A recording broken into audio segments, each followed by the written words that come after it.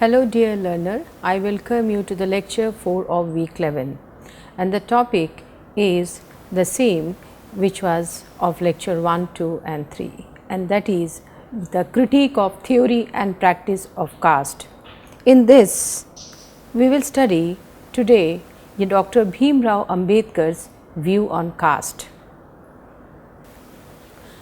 Now, Dr. B.R. Ambedkar was born on April 14, 1891 in Mahar community, who was brought up in the Ratnagiri district of Maharashtra. He was a renowned freedom fighter, a jurist and chairman of the drafting committee of the Indian Constitution, and most importantly a social reformer who fought for the causes of Dalit and other marginalized sections.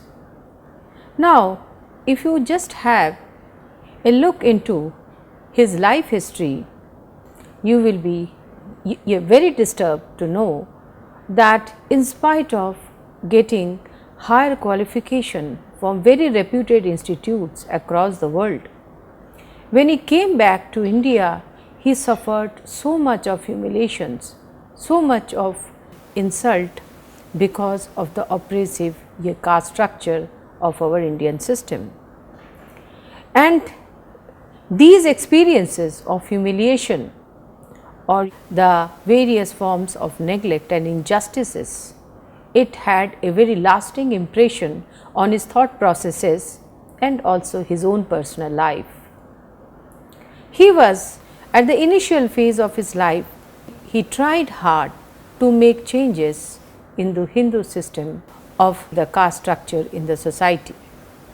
He tried a lot through the establishment of legal methods, through the constitutional methods, through bringing about reform, to the establishment of various parties and organizations and various other means.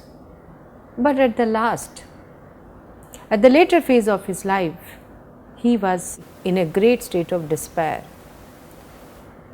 He held the belief that it is very difficult to change the caste system in India, and you know that at the fag end of his life, he along with his followers, they got converted to Buddhism.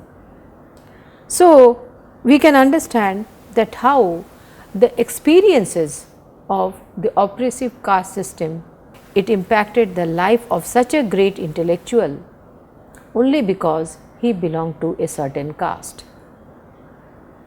Now, let us have a look at his views on caste. Now, like his predecessors, for example, Mr. Jyotirao Phule, he attacked the very foundation of caste, and his strategies revolved around 4 dimensions. So, we can broadly summarize that what were the strategies he believed will help in the emancipation of the lower and the marginalized groups in the society. The first important, and he believed that it was also most important, was transformation of the consciousness of the Dalits and forging a distinct identity of Dalits. Now, these two are interrelated, and I think very important point, because he wanted to transform the consciousness, because the Dalits, they had a very slow esteem of themselves. They were not even conscious about the reasons behind their exploitation, because we know that they were forbidden to get education, to read the scriptures or to interact freely with the outer world. And the result was that they were condemned to a state of slavery for a long period of time. So, their consciousness was also broken, it was mutilated, and hence Ambedkar wanted that the first step which is required is transformation of their consciousness, and then forging a distinct identity of the Dalits, because identity brings with it the notion of self-respect. It actually ensures or strengthens your position, your powers in the society. So, they wanted that there should be a collective consciousness, a sense of unity. and purpose amongst the various communities who were marginalized and at the lowest rung of the ladder. And the second important was the recognition of their different interests. Now, their interests were different because they were actually subjected to so much of humiliating conditions for such a long period of time, and they needed a different set of rights which were not ordinarily recognized in the main discourse of rights, because their condition was unique and distinct in the case of the Indian society. So, they needed a different set of rights for protection of their interests which are different from the mainstream society. And therefore, to ensure their political presence, to increase their political participation and strengthen their political power, he advocated for a separate electoral representation for the people who belong to the depressed class. And the fourth, we know that since he was also the chairman of the drafting committee of constitution, so he ensured that in legal and constitutional terms also certain rights were enshrined in the constitution which will help in protecting the rights, and it will help in protecting the Dalits or the scheduled caste and scheduled tribes from any offences being committed against them.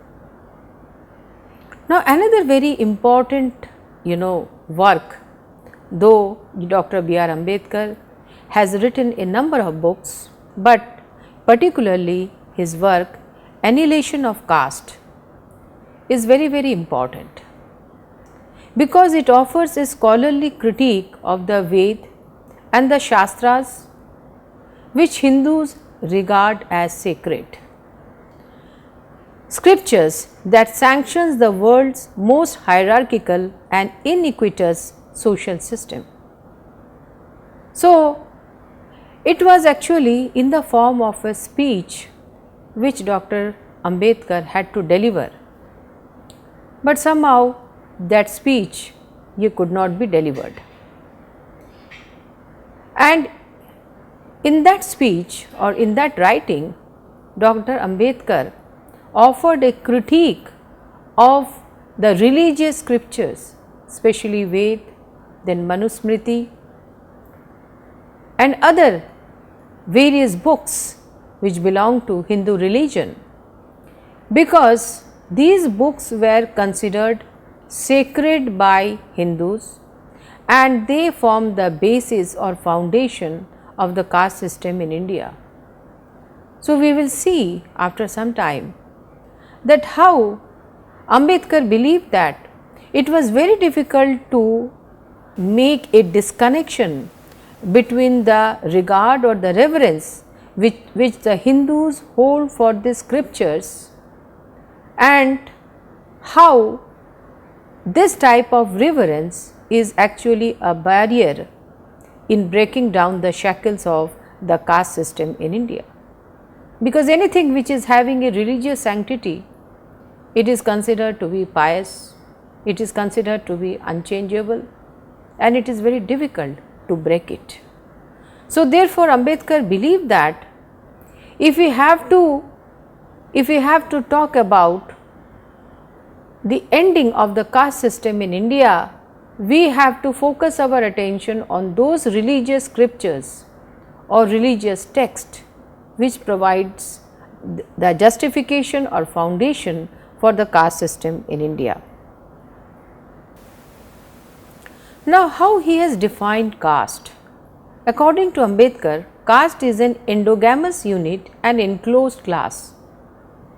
It is a closed group or organization which is guided by various rules, regulations and prohibitions and guidelines about our everyday conduct, about our culture, about our marriage and so on. But most importantly, he said that caste system is an ascending scale of reverence and a descending scale of contempt. Now, this is very important. If we have a look at the caste system, it is an ascending scale of reverence, because the respect, it increases as we move higher in the caste structure. With the Brahmins at the top, they are entitled to more respect, then Kshatriyas, then Vaishya and Shudras. And similarly, he said that it is opposite. As we go down, there is an increase in contempt. There is an increase of a type of disrespect or disrepute to the members who belong to the lower caste. So, it was a peculiar feature or characteristic of caste system, and we will see from his ideas that how he has very rationally and very scientifically analyzed the caste system and the various evils of caste system which has affected or it has caused the degeneration of Hindu society in a multifarious ways. Ambedkar argued that there cannot be a more degrading system of social organization than the caste system, and it is the system that deadens, paralyzes and cripples the people from helpful activity. Just you have a look at the words which he is using against the caste and how it impacts, and how he has chosen the words to completely denote the impact of caste system on human lives. And he said that it is the most degrading system of social organization. Nowhere in the world we will find a more degrading system than the Indian caste system. The way it has secluded, way it has isolated and practiced untouchability against a vast segment of the human population in the name of caste.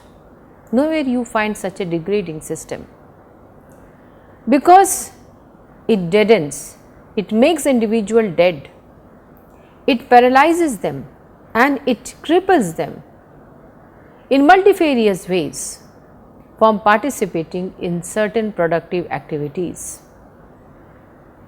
And therefore, he said that the real method of breaking up the caste system was not to bring about inter-caste dinners and inter-caste marriages, but to destroy the religious notions on which the caste is founded. Though he has in his book mentioned that these two strategies are also required, because for a society to develop, for a feeling of community to come, there is need for interdining, there is need for inter-caste marriages. Otherwise, we will be always be in a fragmented caste based groups. So, they are essential and they will eventually help in the dilution of the impact or the effect of caste system on our lives. But he believed that these are not the final remedy or the long lasting remedy until and unless we are attacking the foundation or roots of the caste system in India, which is the religious basis or the religious sanctity. So, this is very important, because until unless we do not have a long term solution to the problem, then the short term measures will help in enabling the reduction of the problem to a certain extent, but it will again crop up in a much more vigorous form at a later date again. So, therefore, long term solutions have been argued for by Dr. B.R. Ambedkar. Ambedkar rejected that caste system is another name of division of labor.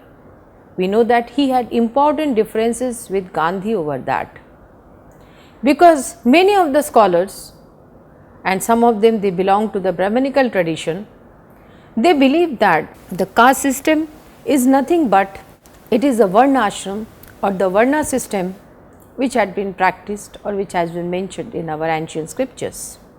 And the Varna system was based on the division of labor, or you can say the division of function. But we know that Ambedkar has completely denounced this linkage of caste system with the Varna system. He believed that the two are different.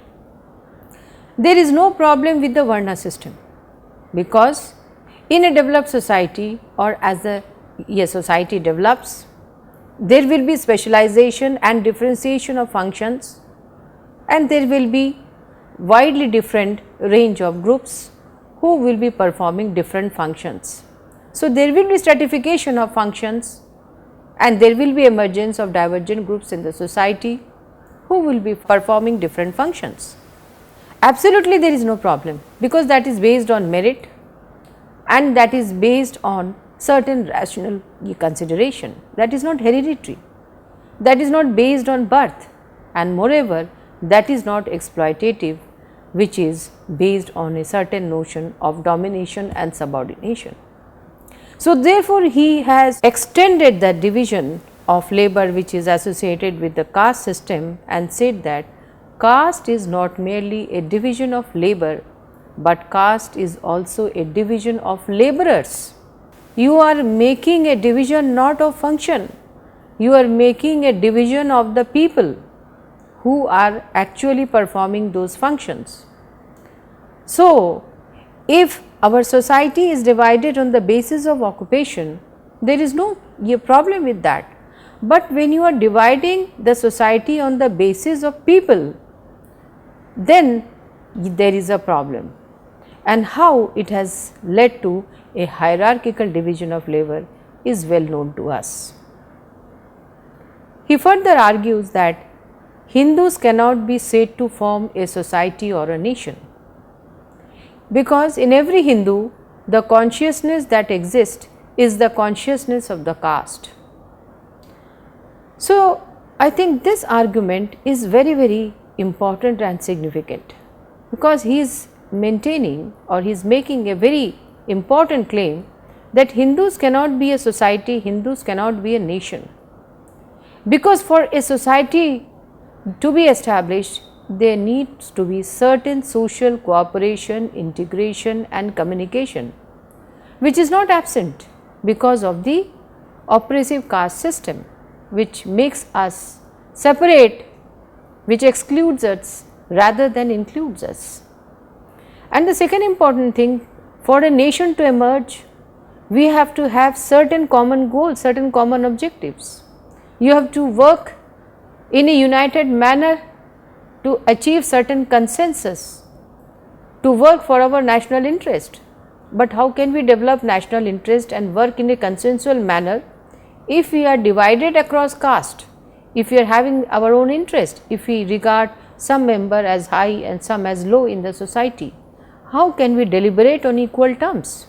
Because nation forms on the basis of equal participation and equal deliberation of all the people who are the members of that nation.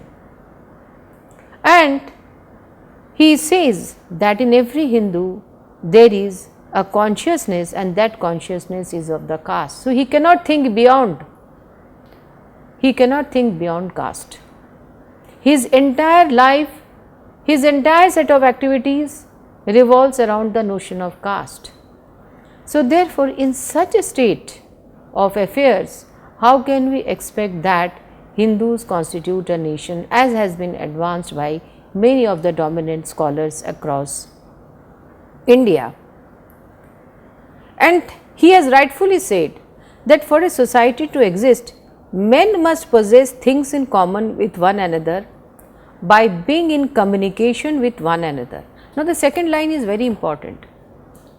There may be a society which is caste ridden and people may be possessing things in common, but merely possessing things in common will not help in the establishment of a real society or true society. For things to be possessed in common, we need another thing. The people have to be continuously in communication with each other. But in the oppressive caste system of India, during his times, there was no point of communication, no point of interaction between the people who belong to the upper caste and people who belong to the lower caste. There was no point of interaction. So, because of the absence of this interaction, how can we say that there was a society?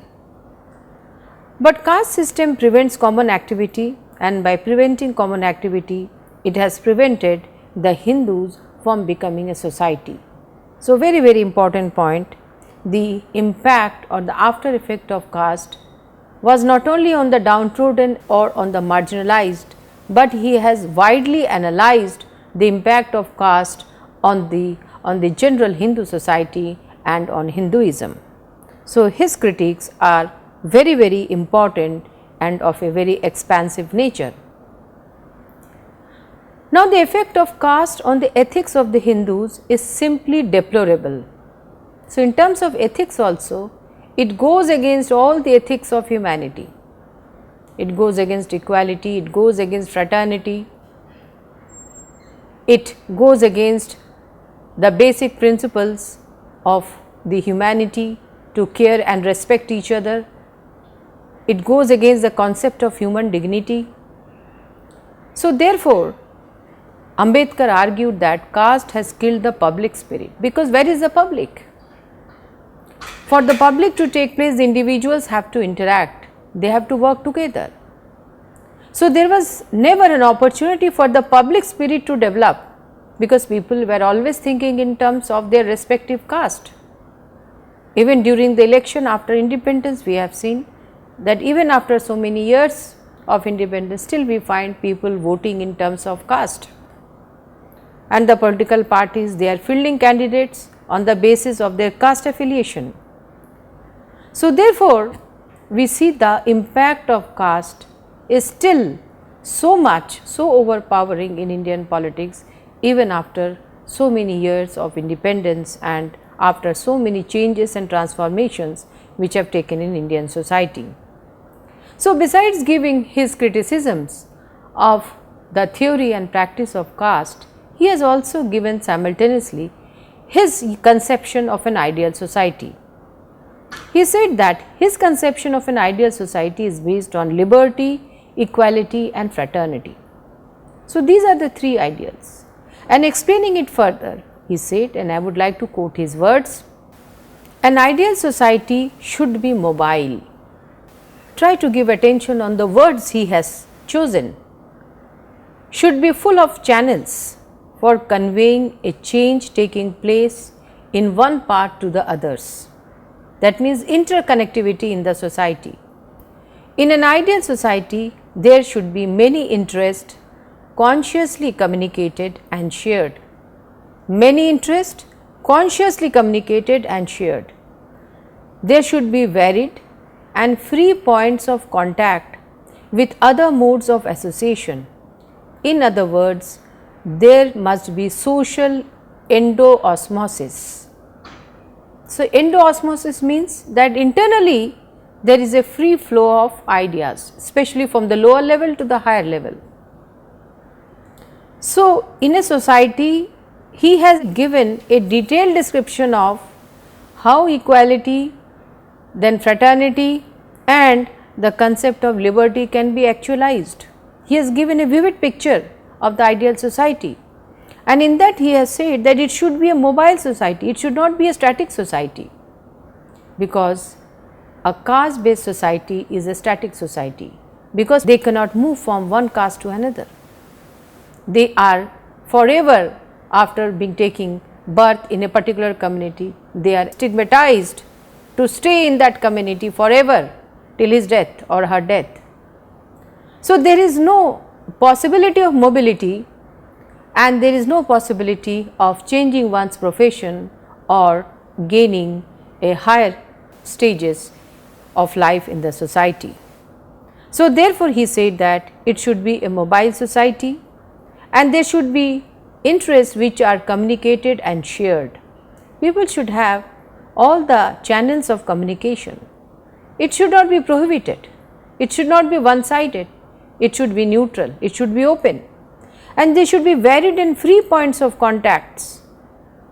There should be multiple points of contact and there should be free flow of ideas, free flow of all communication across the society, especially from the lower level to the higher level.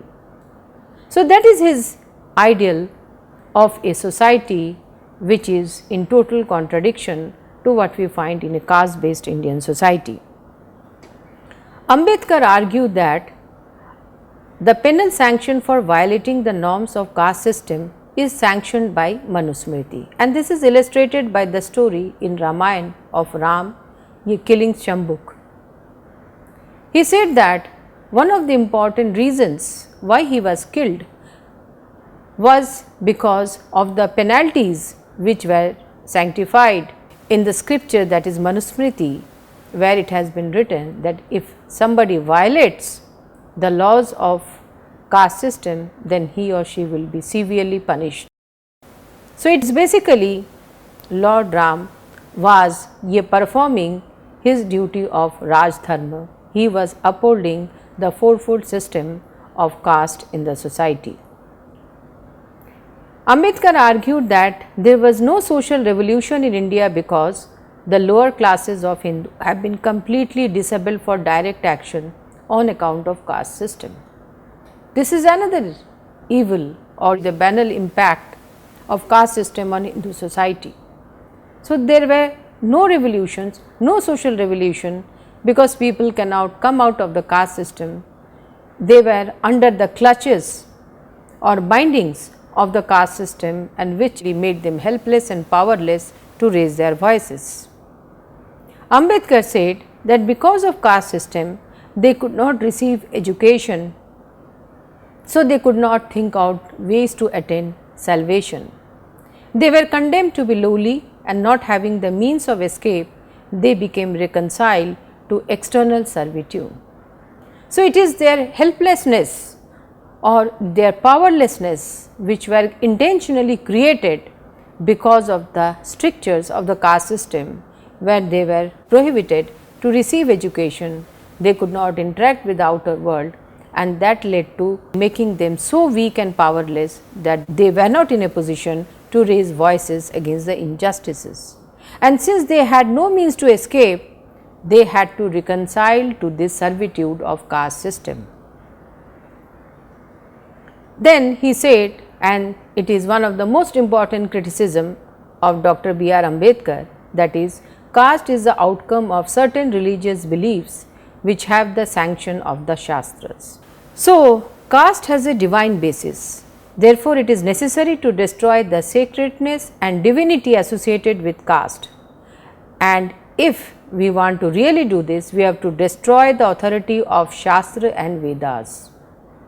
So, since all these sanctity is derived from the Ved, Upanishad and other scriptures, and since caste is considered a divine institution, so it is very difficult to finish it by making law or through any constitutional measures. It is not possible because it has a divine basis. So, we have to focus the attention on how to challenge the divine basis of caste system, and for that we have to challenge the authority of the ancient Indian scripture or the Shastra and also the Ved. In his words, Brahmanism is the poison which has spoiled Hinduism. He equated Brahmanism with a poison which has completely destroyed Hinduism because of the caste system, authoritative caste system established by Brahmanical tradition. And then he said, which is very important, you will succeed in saving Hinduism if you kill Brahmanism. So, only by killing Brahmanism, which means that destroying the precepts and all the narratives which are included in the Brahmanical tradition, which justifies the authority of caste system, needs to be challenged by counter narratives, and only then Hinduism can be saved. And this has been highlighted by numerous social reformers during the Indian freedom struggle, where the scholars have argued that caste system, untouchability, they are one of the most important evils of Hinduism or Hindu society, and if the Hindu society has to get rid of this, then it has to take various important measures. And they had to take not only the various measures at the social level, but also at the political level, also at the constitutional level. And we know that on December 21, 1927, it was a very important day because during that day the famous Satyagraha was going on, and in that Dr. Bhimrao Ambedkar burnt the Manusmriti to show his protest, to show his non-acceptance or rejection of the ancient Indian scriptures which had sanctified or which has justified the existence of caste system and the operations which has accompanied it. He argued that any religion should be a set of principles rather than rules, and he found that Hindu religion is a set of rules and not principle. It is a set of sacrificial, social, political and a set of sanitary rules and regulations which are very rigid, unchanging in nature, whereas any religion, in order to be considered a truly universal religion, should consist of a set of ethical principles which should guide our life, our individual and social life. But here they have made rules which guide and prohibit our various actions and activities in everyday lives. We know that he had very important disagreements with Mahatma Gandhi over the issue of caste, especially over giving separate electorates to the untouchables, and he also had very serious Varna caste distinctions with Mahatma Gandhi and ways to bring about upliftment of Dalits. We have already discussed it. And in 1935, he was so unhappy and he was in a state of despair because he felt that in spite of making so many efforts, he was not in a position to make any substantial changes in the social structure of caste system. And therefore, he announced that he was born a Hindu, but he would not die a Hindu. He believed that he has no control over his birth because it is the nature which decides in which community, which home he will be taking birth, but at least he is having the right to decide in which community he is going to die. And we know that he got converted to Buddhism at the fag end of his life, and that was one of the sense of despair or a sense of losing hope with the prospects of making substantial changes in the Indian caste system.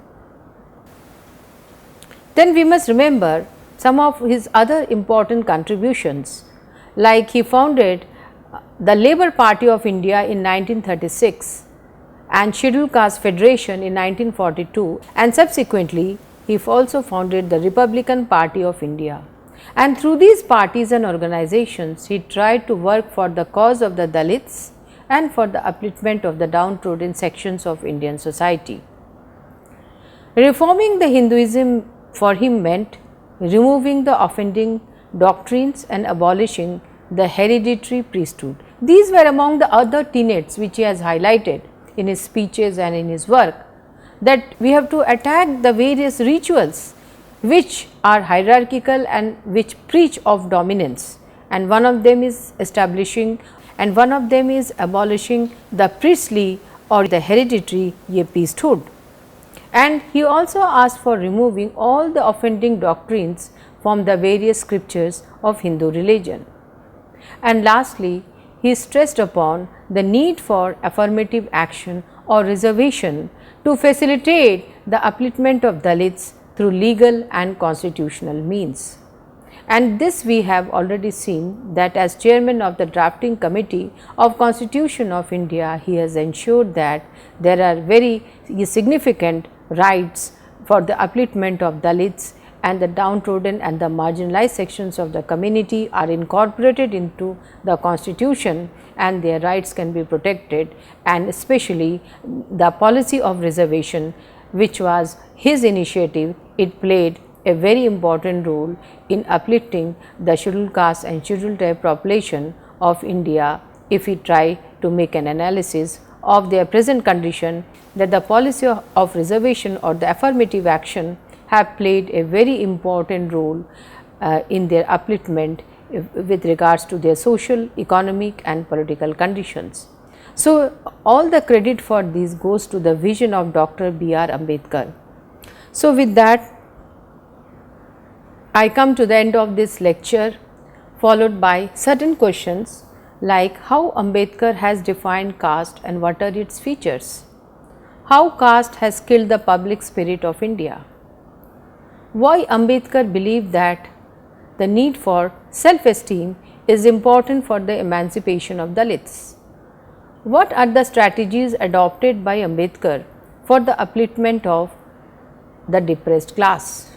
So, these are some of the questions which are based on the topics which we have covered, and with this I come to the end of this lecture. Hope you have enjoyed it, and thank you very much.